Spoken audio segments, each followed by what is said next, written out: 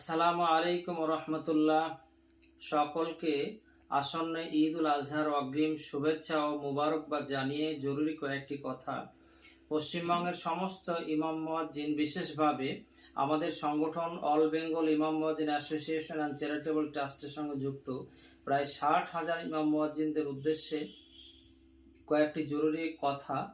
প্রথম কথা হচ্ছে, আগামী 17 জুন সোমবার পবিত্র ঈদ উল আজহা অনুষ্ঠিত হবে। ঈদের নামাজের সাথে সাথে পশু জবাই বা কুরবানি একটা বিষয় থাকে।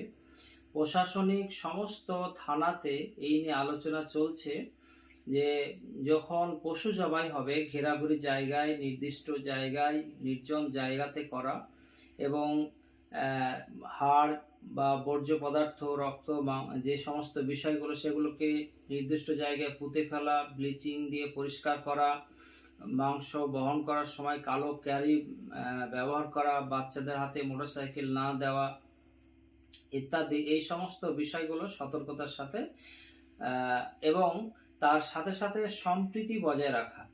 মিক্স এরিয়া যেখানে হিন্দু মুসলিমের বাস, সেখানে বিশেষভাবে খাস নজর রাখা। কোনো অপ্রীতিকর ঘটনা ঘটলে সাথে সাথে প্রশাসনকে জানানো। আমাদের বাংলা সম্প্রীতির বাংলা, এই কালচারটাকে ধরে রাখতে হবে। আগামীকাল পবিত্র জুমা শুক্রবারের দিন সমস্ত ইমাম মুয়াজ্জিনদের উদ্দেশ্যে বলছি, আপনারা জুমার নামাজের বায়ানে বিষয়গুলো তুলে ধরবেন। যেমন ঈদের আহকাম, নিয়মকানুনগুলো বলবেন, কুরবানির নিয়মকানুনগুলো বলবেন, সাথে সাথে এই প্রশাসনের পক্ষ থেকে যে আবেদন সেগুলোও আপনারা অবশ্যই বলবেন, যেন আমাদের সুন্দরভাবে উৎসবটা পালন হয়। সবাই যেন মিলেমিশে আমরা শান্তি সম্প্রীতির সাথে পালন করতে পারি, কোনো সমস্যা যেন না হয়। আমরা আমাদের ইমাম সংগঠন থেকে আমরা এই মেসেজ সার্কুলেট করি। ধন্যবাদ। আমি নিজামুদ্দিন বিশ্বাস, আমি রাজ্য সম্পাদক এই সংগঠনের।